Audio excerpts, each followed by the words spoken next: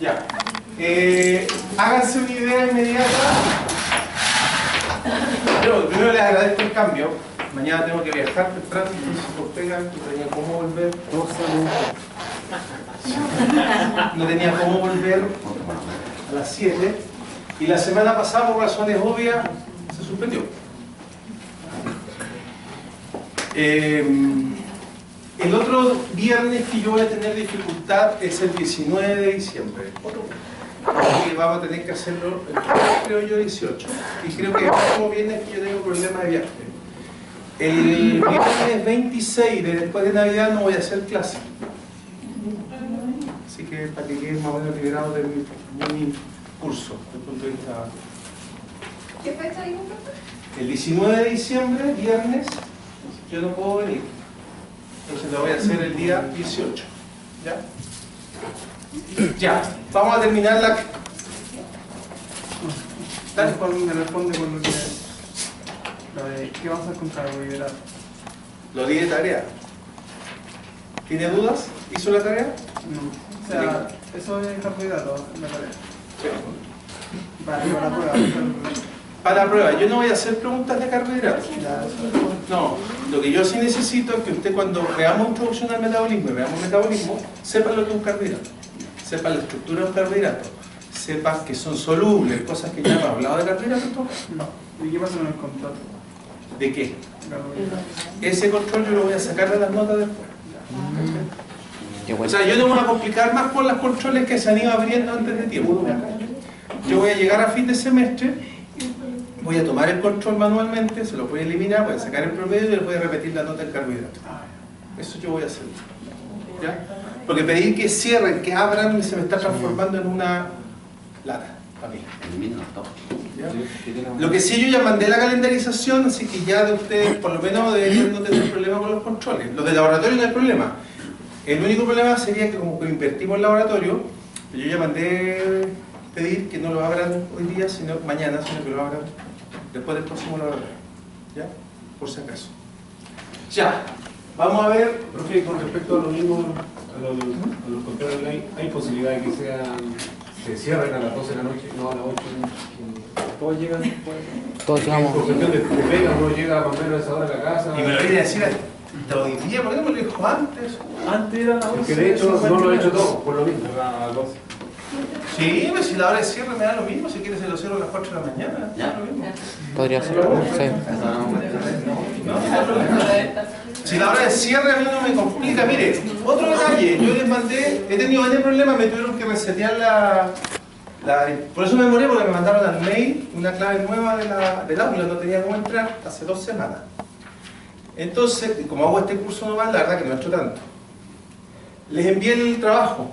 Sí. Ya.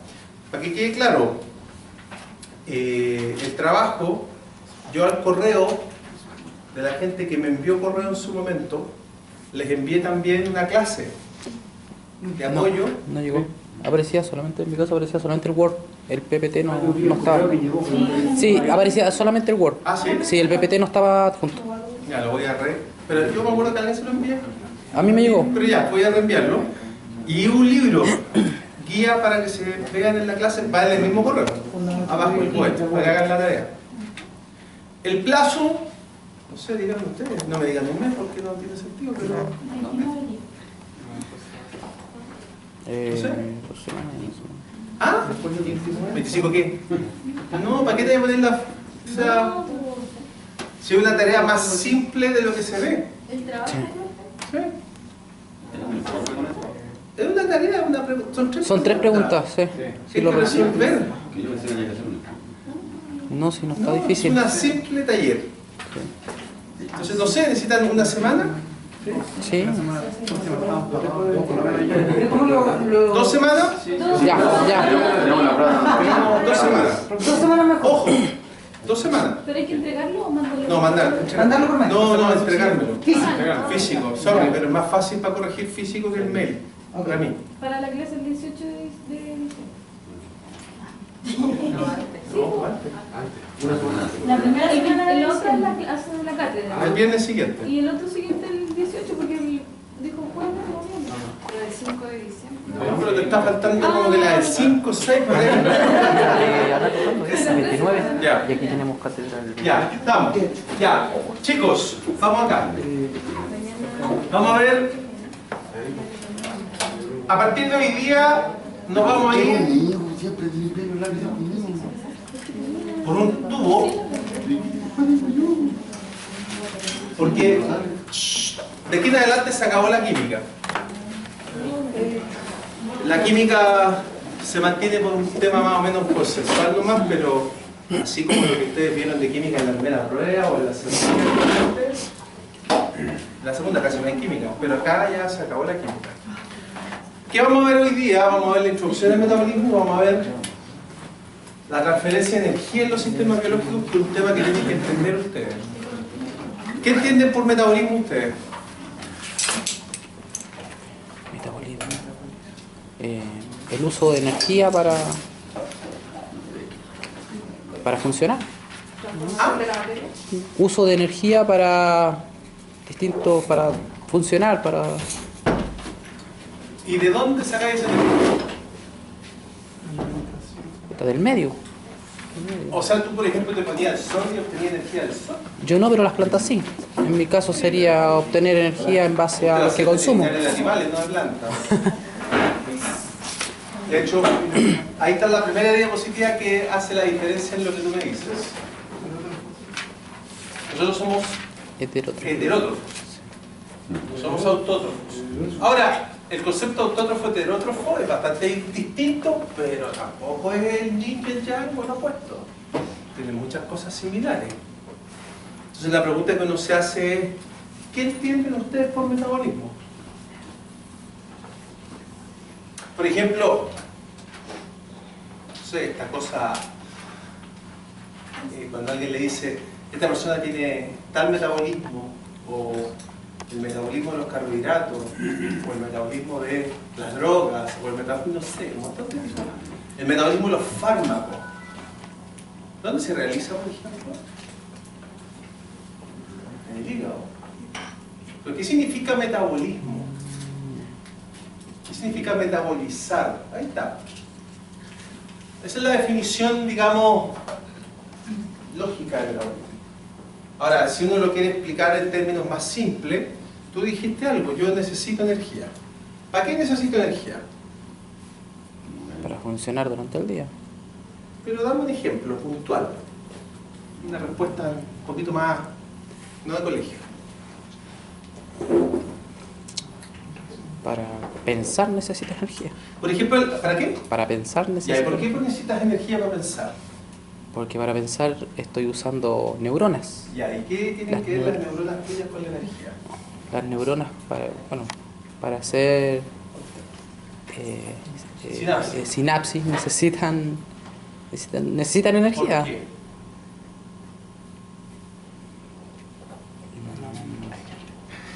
¿Por qué necesitan energía? Te estoy llevando al uso de la bioquímica, ojo, Sí. en lo que es fisiología. ¿Por qué necesitan para acá? Si yo estuve Para romper la inercia. el chiste. La vería, pero era vale. ¿Por qué? Para romper la inercia se necesita energía, por No, ejemplo. tiene que ser Impulso eléctrico. Y ahí el impulso eléctrico, ¿qué tiene que ver con la energía? Una bomba, sodio. Perfecto, mira, ahí llegaste al punto clave. Una sinapsis se genera a partir de la liberación de un neurotransmisor y de un cambio potencial en la membrana de la neurona, que genera un impulso eléctrico. Eso es súper simple, así, definido dos frases, es mucho más complejo. Pero ese impulso eléctrico pasa por un proceso previo que es un cambio de carga, si ustedes lo quieren ver de una manera simple, tanto adentro como afuera, que hacen que se hiperpolarice, depolarice y todo lo que ustedes pueden ver más adelante a lo mejor. Eso se genera a partir de una proteína que está metida en la membrana, que es una bomba, que es la bomba sodio-potasio ATP dependiente. ¿Y por qué es ATP dependiente? Porque ella trabaja contra la corriente, como que quisierais nadar en contra de la corriente. Tenéis que meterle fuerza al sistema, energía. Entonces ella cada vez que trabaja, gasta energía en forma de ATP. ¿De dónde sacáis el ATP? Bueno, eso es lo que explica el metabolismo, a grandes rasgos. O sea, te explica cómo a partir de combustibles, por ejemplo glucosa, ustedes pueden transformar ese combustible en energía. Ese es un poco. Ahora, ¿cómo se hace? Bueno, se hace por reacciones químicas, por procesos. Yo les dije recién, pero usted me dijo que hasta aquí llega la química. La química que a ustedes les complica, ya no la van a ver más porque aquí ya no ven más pH, ya no tienen que saber quién es ácido, quién es básico, ya esas cosas. Aquí sigue la química, van a haber estructura, van a haber reacciones químicas, pero es un poquito de memoria. Ya no hay mucho que darle vuelta. ¿Ya? Yo igual les voy a ir diciendo qué va ocurriendo y todo, entonces, pero en términos prácticos se van a dar cuenta que es más simple desde el punto de vista químico. Entonces, ¿qué ocurre ahí? Que ustedes tienen dos procesos, catabólico y anabólico. ¿Qué es lo que es por definición el catabolismo? Catabolismo es cualquier proceso, si ustedes miran, degradativo. ¿Qué significa degradar? Desarmar, romper moléculas complejas a moléculas simples. Oxidativo. ¿Qué es lo que significa oxidativo? Que oxida, o sea que saca electrones. Porque ustedes se van a dar cuenta, en unas clases más, que en realidad yo en la célula puedo sintetizar energía a partir de electrones. Genera energía en forma de ATP. Sus intermediarios generalmente se pueden utilizar con fines anabólicos, de síntesis. Es convergente. Convergente significa que ustedes pueden venir de varios puntos y siempre van a llegar al mismo resultado final. CO2 más agua más amoníaco si es que fuera proteína. ¿Ya? Y miren el lado de acá, es el anabolismo. ¿Qué es lo que es el anabolismo? En términos prácticos, es metabolismo de síntesis. Eso es lo que dicen cuando los deportistas toman anabólicos. Anabólicos son fármacos que aceleran la síntesis de proteína y por ende aumentan la masa muscular. Sintetizan masa muscular en el fondo. Es reductivo. O sea, químicamente lo que ahí va ocurriendo son reducciones. Ahora, tienen que ir haciendo una analogía usted al tiro, o una relación. Si este es reductivo, ¿qué necesita? Electrones. Electrones. Si este es oxidativo, ¿qué genera? Electrones. Ahí va la unión. O sea, en un metabolismo se generan los electrones que generalmente se utilizan en la otra vía. Entonces la pregunta que uno se tiene que hacer es, ¿puede existir catabolismo solo? No. Claramente no. ¿Puede existir anabolismo solo? No, siempre existen los dos. ¿Ya? No es la misma célula claramente, pero sí en tejidos distintos. ¿Ya? Entonces van interrelacionados unos con otros. Ahí hay un esquema general, no me voy a detener mucho a conversar, pero están las tres macromoléculas, o los tres combustibles más importantes. Por un lado, proteínas, en medio, carbohidratos, y en la esquina, lípidos.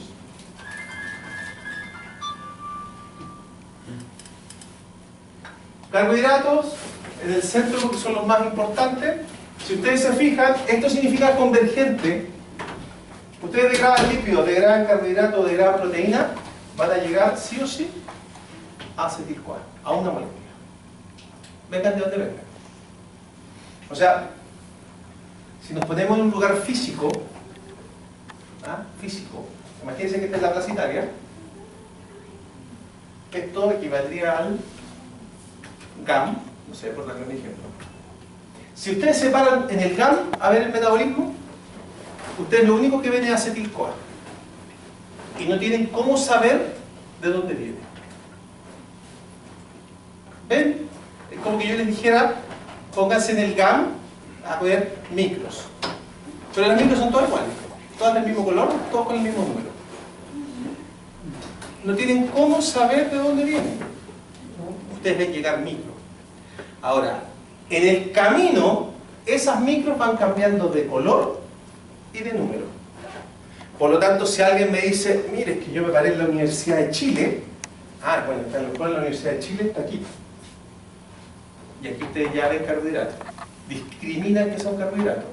Esto no es la Universidad de Chile porque esta es otra vía. Esto es la Avenida Mata, por darle un ejemplo.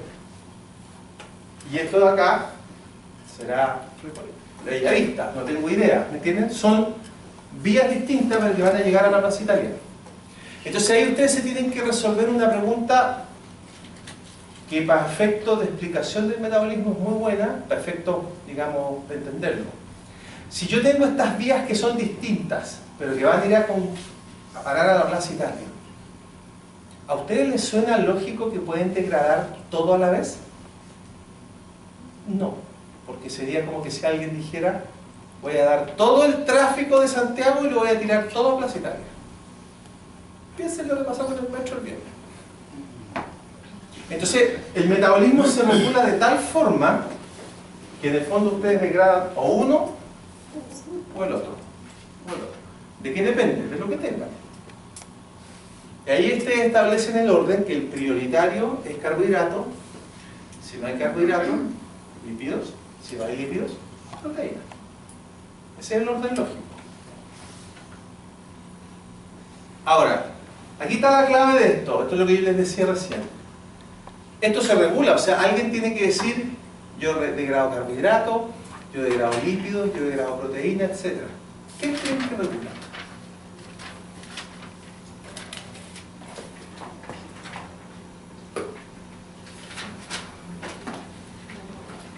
¿Ah?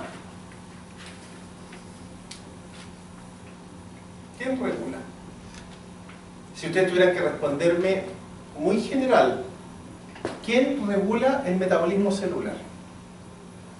O se lo pregunto de otra forma, que yo creo que lo saben. Nombren una enfermedad metabólica, no hereditaria ni, sino muy común, pero muy compleja. Diabetes. ¿Quién regula la diabetes?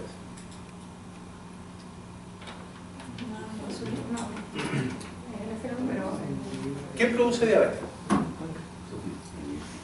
El ¿No? páncreas. De acuerdo, pero ¿cuál es el problema de la diabetes? ¿No regulas qué?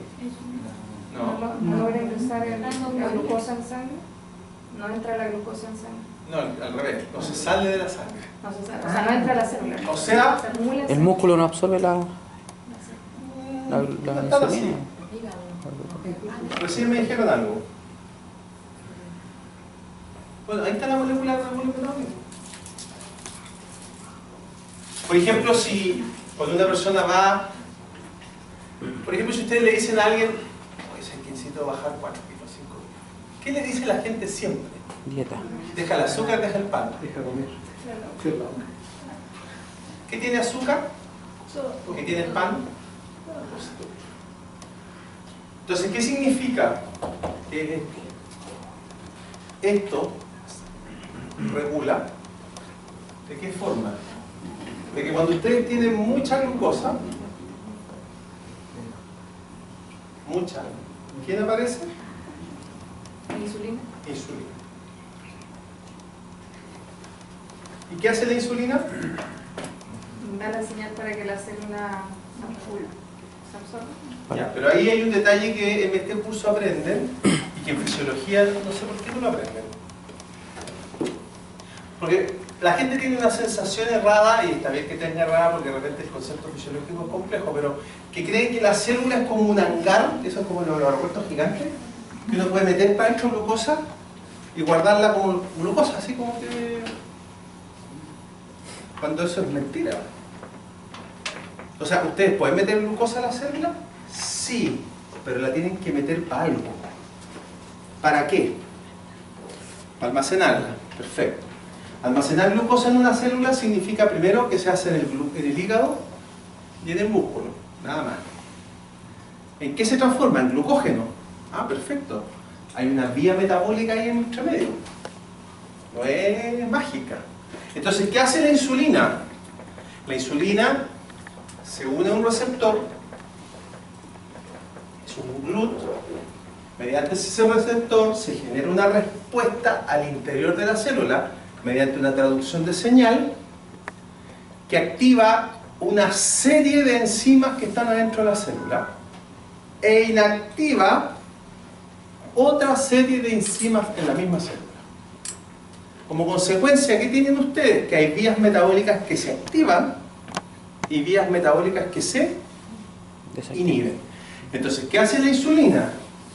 Para que la célula, o para que la glucosa entre a la célula, activa síntesis de glucógeno. Por ende, ¿qué inhibe? Síntesis de glucógeno también. No puedo tener las dos cosas activas, pues.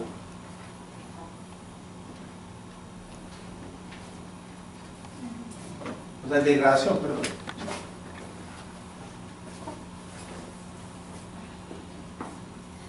¿Qué más? Activa insulina. O sea, insulina. Glucólisis. Que inhibe síntesis de glucosa. Le voy a poner para no complicarlo con los nombres. Glucólisis es la degradación de la glucosa. Lisis. ¿Qué más activa? Síntesis de lípidos. Que inhibe degradación de lípidos. Y ojo que aquí con síntesis de lípidos de pasadita, colesterol.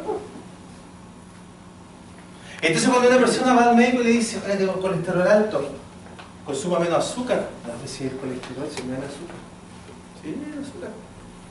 Porque la insulina, la glucosa, cuando ustedes consumen mucha glucosa, lo que hace la glucosa es aumentar los niveles de insulina. Y los niveles altos de insulina implican niveles altos de colesterol. Porque la insulina hace una respuesta metabólica muy amplia. Váyanse al otro extremo. ¿Cuál es el otro extremo? Baja de glucosa. ¿Cuándo hay baja de glucosa? Bueno, ¿cuándo hay alza de glucosa? Los banquetes. Cuando comen. No hay otra. No hay otra alza de glucosa fisiológica normal. La única alza, hiperglicemia, es cuando ustedes comen alimentos. Baja de glucosa. ¿Qué hace la baja de glucosa? Glucagón. ¿Qué hace el glucagón? Bueno, pongámoslo en un contexto.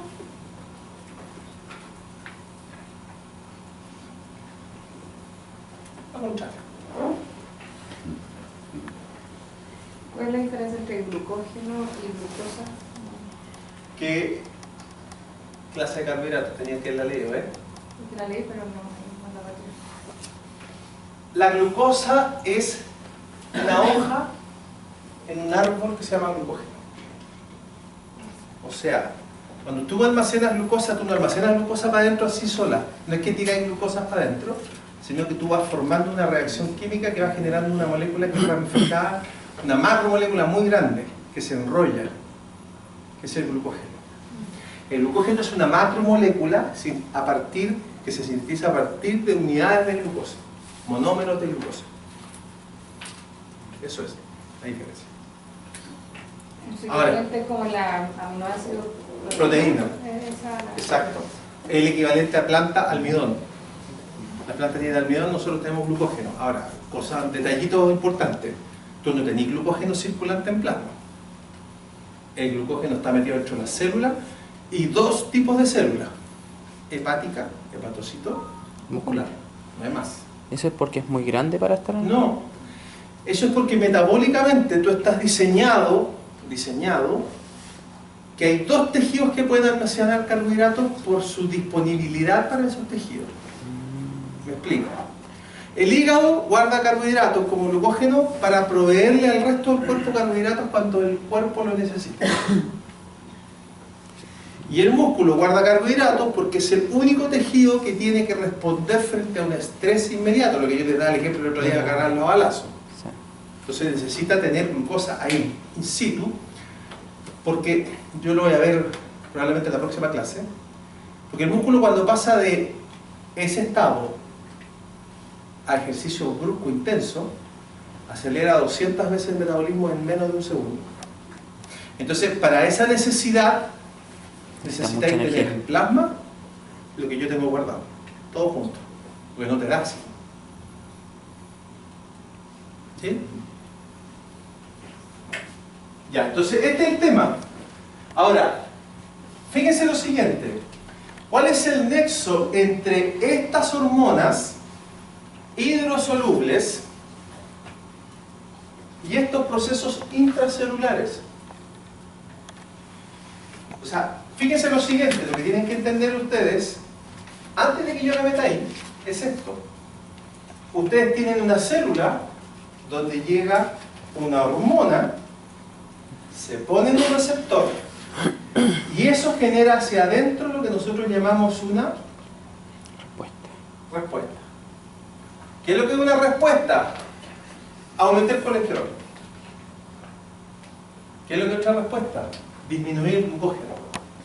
Esas son respuestas. Yo tengo una respuesta fisiológica. Hago algo para solucionar ese tema. ¿Ya? Ahora, esa respuesta, que yo veo un final, digamos, está mediada por encima. Entonces la pregunta que ustedes se tienen que responder ahora, que yo la voy a responder, pero es que en este trayecto entre eso y la respuesta, ¿qué es lo que ocurre? Y ahí es donde aparece esto. Las regulaciones hormonales. ¿Qué significa con eso? O las regulaciones enzimáticas. Por ejemplo, ahí ustedes tienen el clásico ejemplo con el glucagón. ¿Qué hace el glucagón? El glucagón, si ustedes se fijan, miren, vamos a sacar los nombres. Ahí hay una proteína. Ese receptor está asociado a otra proteína, es como que tiene un tumor, un anexo. Ese anexo se llama proteína G. ¿Ya? Muchas veces los nombres, uno dice, ¿y el nombre? Muchas veces el nombre tiene que ver con circunstancias de descubrimiento. Me explico. El tipo que descubrió la proteína G puede haberle puesto G porque A, B, C, D, F, G le tocaba, porque todas las otras letras estaban ocupadas. ¿Ya? Entonces, no es que tenga un nombre G por algo, como Wood o algo, realmente. Ahora, lo que sí es muy conocida, sí es muy conocida. ¿Por qué es muy conocida la proteína G? Porque si ustedes se fijan, la proteína G tiene 3 unidades. La unidad alfa, la beta y la gamma. 1, 2, 3. Si no entienden alfa, beta, gamma, pónganle 1, 2, 3, para que entiendan. La 1, miren lo que tiene acá. GDP. O sea, la 1 tiene un sitio de unión para GDP, que es una molécula altamente energética.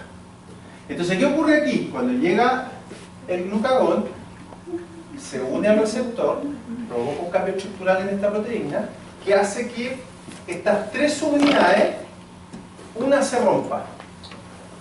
Se rompe. La unidad 1 se sale de la G. Y ahí aparece un concepto que nosotros ya vimos, afinidad. ¿Se acuerdan de eso? Sí. Bueno, la unidad 1 libre tiene mucha afinidad por una enzima que cuando ella está unida no la tiene. Esa explicación es muy básica porque probablemente cuando está unida no expone lo que la otra enzima reconoce. Está escondida, digamos. Entonces ustedes dejan libre estas proteínas 1 o alfa. ¿Y qué va a hacer esta proteína? Se va a ir a unir a esta enzima, porque es su gran afinidad cuando ella está libre. Esta enzima, ¿cómo se llama? Adenilato ciclasa. Y la adenilato ciclasa, cuando se le une la proteína, la subunidad 1, así me llega, me activo. Todo el otro tiempo estuve inactiva, pero ahora me activo. Y cuando yo me activo, ¿qué hago? transformo el ATP, ustedes lo han escuchado de biología, molécula altamente energética, moneda energética de la célula. ¿En qué lo transforma? En AMP cíclico. ¿Qué es lo que es el AMP cíclico? Un segundo mensajero. ¿Por qué se llama segundo mensajero el AMP cíclico? Porque en el fondo, cuando aparece AMP cíclico en una célula, quiere decir que afuera hay glucagón. Entonces, vuelvo a insistir, el de adentro, en teoría, no sabe que afuera hay glucagón porque no lo ve, pero sí ve la respuesta del glucagón, que es el segundo mensajero. Porque ese segundo mensajero, AMP cíclico, está asociado al glucagón, a nadie más. ¿Qué hace el AMP cíclico? Como es un segundo mensajero, va y activa ciertas enzimas e inhibe otras enzimas. No voy a decir nombres. ¿Qué ocurre? Que estas ciertas enzimas que activa actúan sobre otras enzimas. No es directo, son como una cascada de enzimas. Y como producto final, ustedes tienen que hay ciertas enzimas que se activan y otras que se inhiben. Ahora, el diseño está tan bien hecho que todas las enzimas que se activan son aquellas que participan en los procesos que el glucagón activa. Y todas aquellas que se inhiben participan en los procesos que el glucagón no participa, sino que la insulina lo hace. Ahora, yo creo que aquí, yo vuelvo a insistir, esto es pura lógica. O sea, aquel que tiene lógica, de verdad, real, no tendría problema. ¿Por qué digo que es pura lógica? Porque alguien me va a decir, oiga, pero mire, el metabolismo, si yo sumo solamente la degradación de glucosa, yo tengo aproximadamente, para ser exacto, 18, 19, no, 18, 24, 40, 45 enzimas. Solamente para degradar glucosa. Entonces la pregunta que uno se hace es, si el glucagón, pongamos la insulina, si la insulina me activa la degradación de glucosa, ¿me tiene que activar las 45 enzimas? ¿Qué creen ustedes? ¿Pero les suena lógico? No. No es necesario. Que si todas se ocupan en el proceso, en alguna etapa se van a activar, a lo mejor no todas juntas, pero... Ya, ¿y qué pasa si yo te planteo el siguiente modelo? Imagínate lo que te voy a decir. Tú tenés 45 enzimas, pero funcionan una después de la otra, ¿no es cierto? Porque ese es el tema. Aquí van en escala. Lo que hace una, lo toma la otra, y así. ¿Qué pasa si yo te digo, mira, tengo dos modelos? En una, inhibo las 45 y activo las 45. Y fíjate que en el otro modelo que te quiero presentar, me voy a ir a un extremo. No es real, pero es un extremo. Inhibo una y activo una. Justo la del medio, por darte un ejemplo. ¿El resultado final no es el mismo?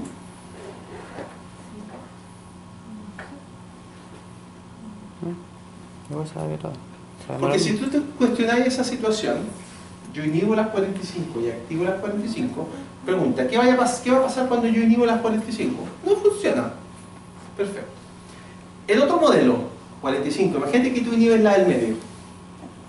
Van a funcionar las primeras 20 y tantas. Y van a llegar a la mitad. ¿Y esa va a funcionar o no? No. No. ¿Qué vas a ver? Hasta ahí va a llegar. Ah. Entonces la pregunta que tú te tienes que responder es, ¿no es el mismo efecto al final de estas 45 inhibir 4 o 5 claves en el camino? Es más eficiente. Así funciona. Entonces ustedes se van a dar cuenta que al final de estas 45 enzimas que yo les menciono, hay 7 o 6 claves. Y esas son las que manejan el metabolismo al final de la glucosa. Esas 7 o 6 enzimas. ¿Qué hace el resto? Funciona al compás de las anteriores nomás. O sea, las anteriores están siempre activas. ¿Pero por qué funcionan? Bueno, porque la que está regulada funciona, entonces a ella les llega. Y ahí uno responde, insisto, esto es pura lógica. ¿Cuáles son los puntos que se regulan? Pero obviamente tiene que haber uno al principio, si no, no tiene sentido. Si yo regulo la última, me vuelvo loco, po. Entonces ustedes van a ir viendo que los puntos de regulación son obvios. Generalmente son el inicio de las vías metabólicas. Porque ahí ustedes deciden si parten o no parten. Entonces, quiero que entendamos que el modelo se basa en que hay enzimas más importantes que otras metabólicas. Ahora, ojo, esto no quiere decir que, total, esta nadie la pesca, la puedo sacar. No. Estoy hablando de regulación. ¿Hay enzimas más importantes? Sí, hay enzimas que se regulan y otras que no se regulan. Y por eso es eficiente. Y por eso cuando ustedes sufren un estrés, pueden reaccionar tan rápido. Imagínate regulando 45 enzimas. Demora ahí 1 minuto en lo que tendría que demorarte fracciones de segundo. El sistema es muy eficiente justamente porque ataca a algunas. ¿Ya? Por si acaso.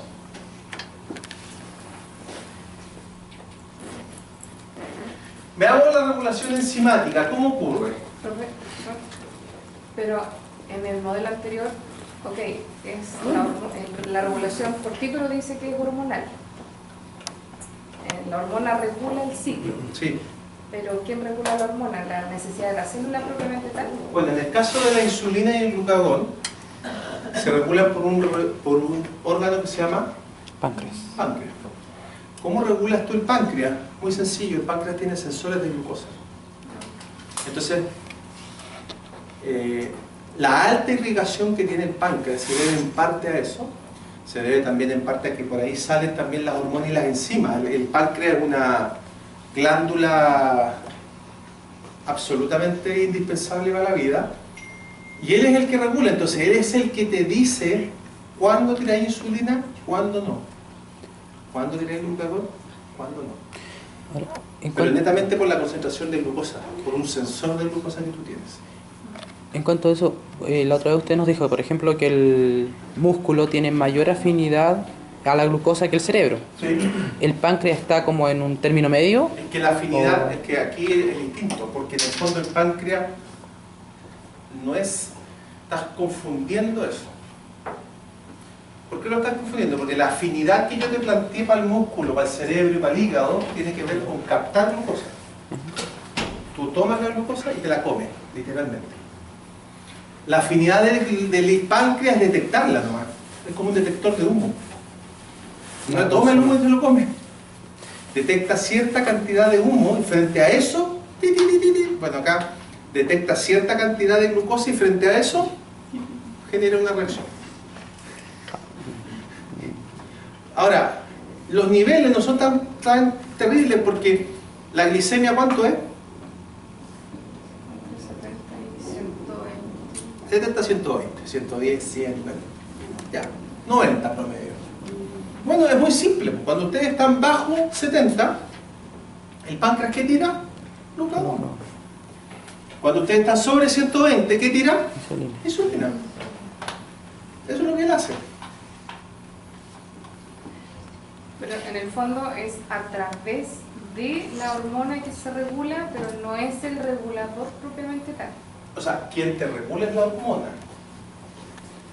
Lo que pasa es que ella, al ser una hormona hidrosoluble, es decir, que se transporta rápidamente por el plasma, no puede ingresar a la célula. Entonces se utiliza un mecanismo que se llama vía receptor mensajero, segundo mensajero. Pero la pregunta, claro, si tú me querés preguntar así al dedillo, el que regula es el AMP cíclico. Pero el AMP cíclico, ¿de dónde sale? ¿Gracias a quién sale? A la hormona. Entonces al final, ¿quién te regula es la hormona? Mediada por una AMP cíclico. ¿Te fijas? O sea, si tú tomáis un sicario y mandáis a matar, ¿tú eres casado? Sí. A tu marido.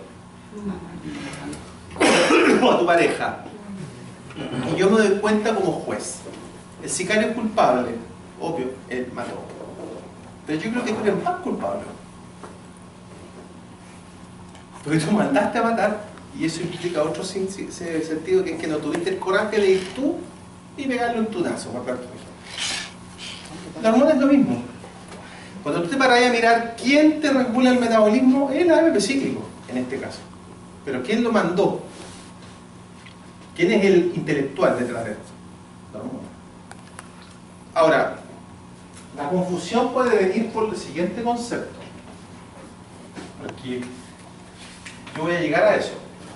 Entonces les pido que me esperen. Es por esto. Ya no van a ver por qué. ¿Ya? Veamos la primera regulación, que es enzimática. Miren lo siguiente. Ahí hay tres grandes, son cuatro, pero hay cuatro, pero son tres grandes los que se ven. ¿Qué significa regulación enzimática? Significa, en el fondo, que ustedes realizan un cambio en una enzima que la hace ser más activa, menos activa, activa o inactiva. Por ejemplo, vean el primer caso. Regulación a nivel de sustrato. Se dice producto. Ese ejemplo que está ahí. Veamos ese ejemplo. Voy a hacerlo para allá. Ahí tienen ustedes una vía que es la síntesis de isoleucina. ¿Cómo se sintetiza isoleucina? Isoleucina se sintetiza a partir de treonina, que sufre 1, 2, 3, 4, 5 reacciones químicas y se transforma en isoleucina. Perfecto. Imagínense que ustedes tienen una fábrica de computadores, ¿no es cierto? Y esa fábrica, ¿cómo se armará ese computador? Supongo yo que deben poner la parte de abajo, ¿no es cierto? Deben poner las piezas, deben poner la pantalla, el LCD, el vidrio, después ponen la parte de arriba, el teclado, después ¡pum!, sellan y a grandes rasgos está listo. Eso es lo que a mí me hace pensar que se arma el computador. No creo que partan por lo de arriba. Si yo tengo que detener la síntesis, la fabricación de este computador, ¿dónde lo pararían ustedes? Lo pararían en el tipo, en este caso un robot, pero imaginemos un tipo, al final que está atornillando el computador. No, porque se quedarían con toda la línea acumulada. Se quedarían con todo armado para atrás. Entonces, ¿dónde lo paran? Al principio. Ahora, la pregunta es, ¿cómo lo hacen para parar al principio? ¿Cómo el tipo del principio sabe que tienen que parar la producción? Simple, porque el tipo que está en bodega llamó al supervisor y dijo: jefe, tenemos 30.000 computadores guardados. ¿Qué dijo el jefe? Llamó al gallo de planta: oye, para la producción porque no estamos acumulando. Y el de producción fue y le dijo al primero en la línea: apaga la máquina. No sé, estoy haciendo un ejemplo burro. ¿Me siguen la idea? Cuando ustedes tienen esto y de repente a mí se me ocurre que yo ya no necesito isoleucina, se acabó, no quiero más, yo no puedo inhibir esta enzima. ¿Por qué no puedo inhibir esa enzima? Porque si yo inhibo esa enzima, me voy a quedar con A, con B, con C, con D, y eso, ¿qué tengo que hacer? Guardarme en el bolsillo, porque no me sirve para nada. Entonces, ¿cuál es la pregunta? ¿Quién tengo que inhibir? A la primera enzima. Perfecto. Identificaron el target, primera enzima. Obvio, tengo que cortar la llave, ¿no? No tengo que andar cortando la manguera, la llave de agua. Punto. Primera vía. Perfecto. Segundo punto. ¿Cuál es la forma más rápida? Lo que yo les dije recién, que el tipo de bodega llama y no tiene que andar diciéndole al tipo que está en la puerta de la bodega: oye, ¿podría ir a avisarle a no sé quién? Y el de la puerta le va a avisar al del lado y se genera una cadena inútil que no tiene sentido. ¿Qué significa eso? ¿Cómo se avisa en un metabolismo? Uno de los casos, digamos. La propia isoleucina, como se empieza a acumular, empieza a aumentar la cantidad, se une a esta enzima. Ahora, ¿cómo lo pueden entender eso ustedes? Muy simple, así. Resulta que esa enzima puede tener, prendió caleta, ¿prendió? Dos sitios activos, o dos sitios. Uno en el que se une el sustrato, en este caso se llama treonina, y otro al que se une isoleucina. Ahora, ¿qué es lo que ocurre? Cuando isoleucina se une acá, la enzima se inhibe. Cuando isoleucina sale de ahí, la enzima se activa. Eso se llama inhibición por producto. También lo que puede ocurrir es que es muy común que isoleucina se inhiba y se une ahí, al mismo sitio activo, porque se parecen. Con la única diferencia es que cuando se une, la enzima caput, deja de funcionar. Cuando se sale, la enzima empieza a actuar. Y eso es por afinidad. Nada más. ¿Cuándo se va a salir isoleucina? Cuando empecemos a ver que no hay isoleucina. ¿Cuándo voy a empezar a sintetizar computadores? Cuando en la bodega el compadre me diga, jefe, sabe que tengo 10 nomás. Empieza a sintetizar de nuevo. Bueno, eso que ustedes ven ahí se llama feedback. ¿Ustedes lo han escuchado? Así funciona el feedback. Tienen una respuesta frente a un estímulo que viene. Ese es un feedback, ese que está ahí. Negativo, claramente. ¿Y qué están regulando ahí? ¿A quién están regulando? A E1, ¿no? ¿Tú estás regulando puntualmente? A E1. Estás cortando la línea de producción. ¿Es una regulación? Enzimática. Pregunta, ¿actuó aquí una hormona? No. Porque ahí viene lo que yo te quería decir que tú tenías la duda. ¿Siempre hay una hormona? No. No es necesario. Ahora, al final del día siempre va a estar la hormona, pero el proceso metabólico implica que tú te puedes regular de adentro y de afuera, o ambas. O de afuera y de ambas formas. Porque es obvio que la célula, al primer estímulo que responde es al interno. No se puede quedar esperando a que te des cuenta que... Entonces la célula generalmente responde a los dos, a una regulación interna y a lo externo, que generalmente son hormonas. ¿Ya?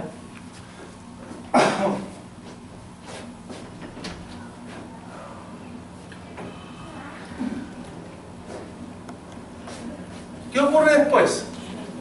Bueno, ahí están un poco los esquemas. Si se fijan, partimos de un principio donde hay más sustrato que producto, pero llegamos a una situación que hay puro producto y no hay sustrato. Y se niega. ¿Se fijan? ¿Cuál es la otra regulación que aparece acá? La regulación alostérica. La regulación alostérica tiene un poquito más grande. Siempre hay que entender lo siguiente. ¿Se acuerdan? Enzima, ¿no es cierto? Velocidad, concentración de sustrato. Eso, ¿no es cierto? Así se comporta una enzima. Bueno, resulta que hay algunas enzimas en el metabolismo, no son muchas, son pocas. Digamos, por ejemplo, de las 45 de la glucosa son 5 o 6, no son más que esas. Hay ciertas enzimas del metabolismo que en realidad se comportan así. Lo que está en verde, no lo que está en negro. Entonces, pregunta, ¿cuál es la principal diferencia entre esa y esa?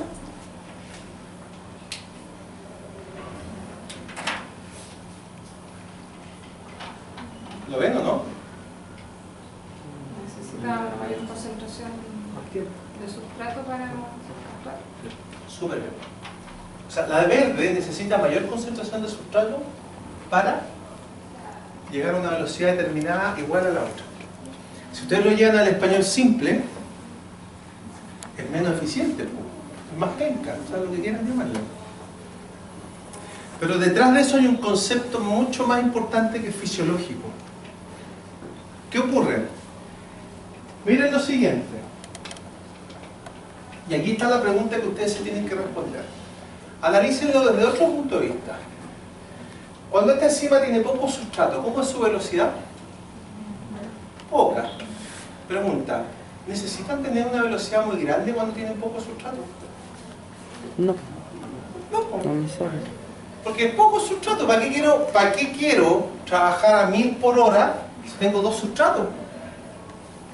Si no tengo sustrato en el fondo. Empiezo a aumentar el sustrato y llega a un punto, que ese punto tiene un nombre, se llama K05 o el KM 05, y de repente es como que literalmente ajena el poto. O sea, pasa un umbral de sustrato y de encima se vuelve loca trabajando. La pregunta es, ¿es ineficiente? No. Es tremendamente regulada por sustrato, que es distinto. O sea, esa enzima tiene la capacidad de que cuando hay poco sustrato, trabaja a baja velocidad, o muy poco eficiente, y cuando hay mucho sustrato, se vuelve tremendamente eficiente.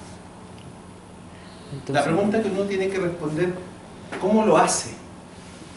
Para que ocurra eso, la respuesta es súper simple. Lo que ocurre es que esa enzima obligadamente tiene 2 sitios. Tiene lo que ustedes conocen como sitio activo y tiene lo que ustedes conocen como sitio alostérico. Entonces, cuando hay mucho sustrato, el sustrato se une ahí y además se une ahí. ¿Y qué ocurre cuando se une el sitio alostérico y el sustrato? La enzima cambia estructuralmente, cambia su estructura y se activa. Ese es el mecanismo alostérico. Y cuando yo te decía a ti, de las 45, es más eficiente regular a 5, 6 o 7, esas 5, 6 o 7 son todas alostéricas. Entonces, en el fondo, ¿en qué te das cuenta? De que en realidad las otras 30 y tantos o 40 que trabajan y que están siempre prendidas, en el fondo están prendidas con sustrato o sin sustrato. Para efecto, cuando tú estás prendida pero no hay sustrato, es como que estuviera ya apagada, técnicamente, porque no tengo que agarrar para transformar en el fondo. Entonces, ¿quién te regula realmente la velocidad a ti? Esta enzima. Porque estas son las que hacen que tú cambies más sustrato o menos sustrato. Entonces, en el fondo, estas enzimas alostéricas son la llave que abre o que cierra el metabolismo en la medida que ustedes van queriendo. ¿Ya? Ahora, ojo, podría pasar lo siguiente. Podría pasar esto. Podría pasar que hay otra molécula que se llama B. Vamos a ponerle M. Distinta al sustrato, totalmente distinta. Que se una también al sitio alostérico, pero que en vez de activar, inhiba. Y eso también se llama regulación alostérica. Pero ahí lo que ustedes hacen es inhibir. ¿Ya? Por si acaso.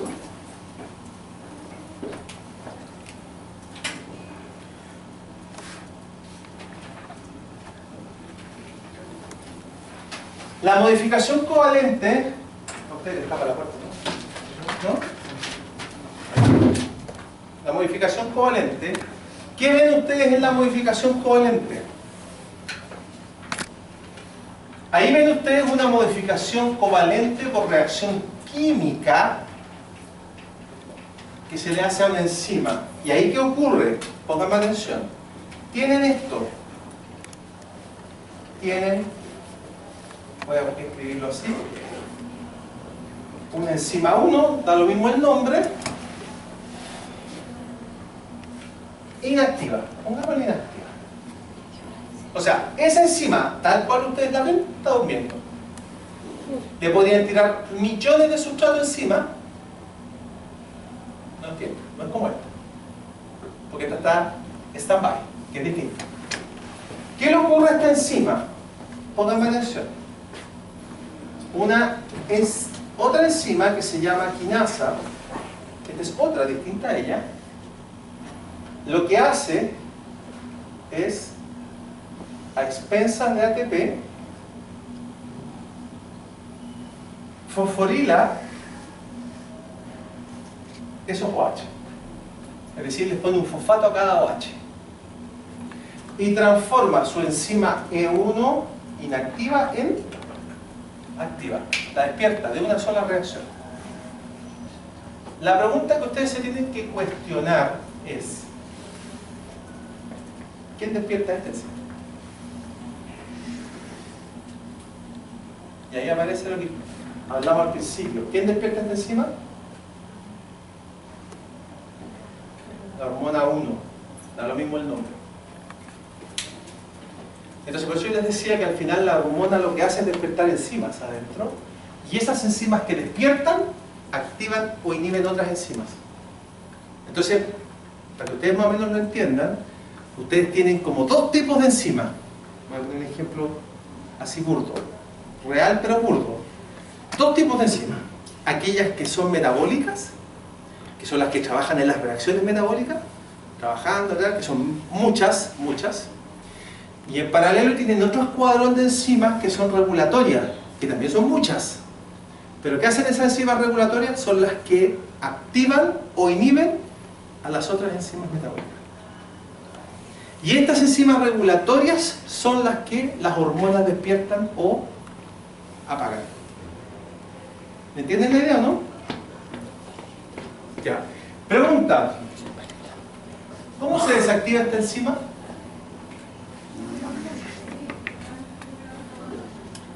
Con otra hormona. Generalmente se llaman fosfatasas. ¿Y a la fosfatasa quién la activa? ¿Otra? Y aquí quiero que usen la lógica. ¿La 1 u otra? La 2. ¿Ah? 2. Y ahí podrían tener glucagón. Eso es lógica. Ustedes saben empezar a dar cuenta del metabolismo. La que activa para allá, inhibe para allá. La que activa para allá, para el otro lado.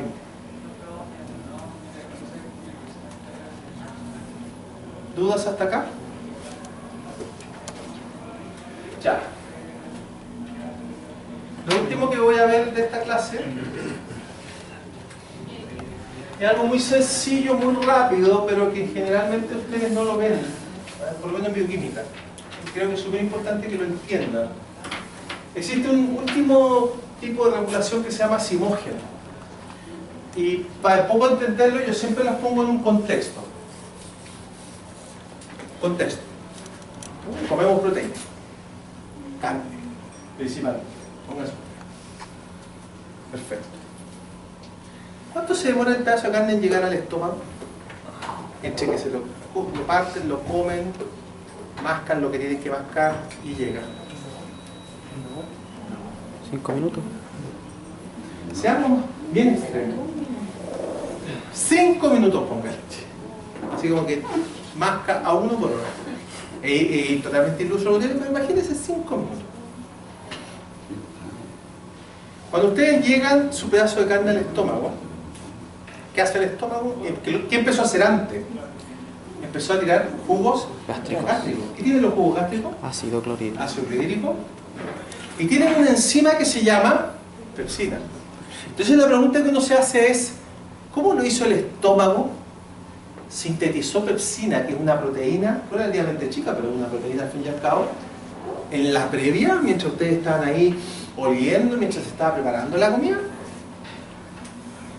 Ni una posibilidad, porque una proteína se demora mucho más que eso en sintetizarse.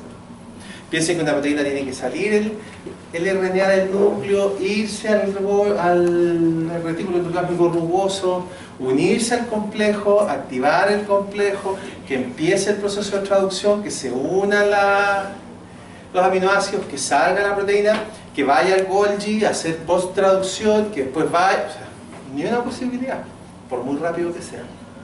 Entonces la segunda pregunta que ustedes resuelven con eso es que ¿qué luego ocurre? Que la célula tiene pepsina sintetizada de antes, la tiene guardada. Ya, pero la pepsina es una proteasa. O sea, es un pitbull encontrado en las proteínas. Proteína que ve, se la come. Y no discrimina si son de la célula de ella o de la célula del frente o del pedazo de carne que viene. Ella le llega una proteína y la rompe. Entonces, ¿puede tenerla guardada una célula? No, porque se la comería, técnicamente no es así, pero rompería proteínas intracelulares. Entonces les queda una pura opción. ¿Cuál es la opción? La opción es que en realidad la célula sí la sintetiza antes, pero inactiva. Que no sirve para nada. Y que por un mecanismo muy rápido se activa. En el caso de la pepsina, se sintetiza como pepsinógeno. Y se activa violentamente porque ella está viviendo a pH 7,4 y la tiran de repente a pH 1,5. Y ahí se activa. Cambio pH brusco. ¿Qué ocurre, por ejemplo, en el intestino? Aquí tienen el ejemplo del intestino. El páncreas sintetiza quimotripsinógeno, que es otra proteasa. El páncreas sintetiza tripsinógeno, que es otra proteasa. Pero la sintetiza inactiva y las tira al intestino. Cuando la comida llega al intestino y llegan estos jugos pancreáticos, con todas las enzimas pancreáticas, particularmente estas proteasas, existe una enzima dentro del hígado, del intestino, que se llama enteropeptidasa, que activa la tripsina. El tripsinógeno lo transforma en tripsina, esa es la diferencia. Esa es inactiva, esta es activa. Ahora, ¿cómo? Simple. Le saca los primeros 6 aminoácidos que él tiene. Un corte. Es como que corta específicamente en el mismo lado. Si yo los hiciera tomarse a todos de la mano, yo voy acá y corto aquí, por ejemplo. Y todo el resto de acá, chao, se va. Y queda todo el resto tomado en la mano. Y ahí queda activo. La pregunta es, ¿cuántas reacciones hicieron ahí? Una. Es un corte que se demora Nada. y la enzima pasa de inactivo a activo. ¿Qué pasa con la tripsina activa? Ella va ¿y a quién corta? Al quimotripsinógeno. ¿Dónde? En el aminoácido 15. Pum, lo corta ahí. Y el quimotripsinógeno se transforma en quimotripsina. La pregunta que ahora viene, o que les va a venir a ustedes mientras estudian: ¿pero por qué corta siempre ahí? ¿Por qué siempre corta la tripsina, la enteropeptidasa? ¿Por qué siempre corta en el mismo lugar? Ahí está la respuesta. Porque siempre hay lisina ahí. ¿Cómo es la lisina? Básico. Entonces, ¿qué ocurre? La enteropeptidasa, ¿a quién reconoce? Lo básico. A la lisina básica. Miren acá. Tripsina, ¿dónde corta? Arginina. Otro básico. Eso se llama especificidad, son específicas. Por eso no cortan en cualquier lado. Ahora, la pregunta que ustedes ahora se tienen que resolver para terminar esta idea: ¿el quimotripsinógeno siempre en el número 15 tiene arginina? Sí, siempre. Y probablemente aquellas personas que no sintetizan quimotripsinógeno, que le sintetizan y es malo, probablemente una causa puede ser que en el 15 no haya arginina. Hay una mutación. Otro aminoácido. ¿Y qué pasa con ese otro aminoácido? La tripsina no lo reconoce. Y como no la reconoce, nunca se activa. Y tienen una enzima que en realidad no sirve para nada, técnicamente. ¿Estamos? ¿Dudas? ¿No? Ya, salgan a recreo un poquito.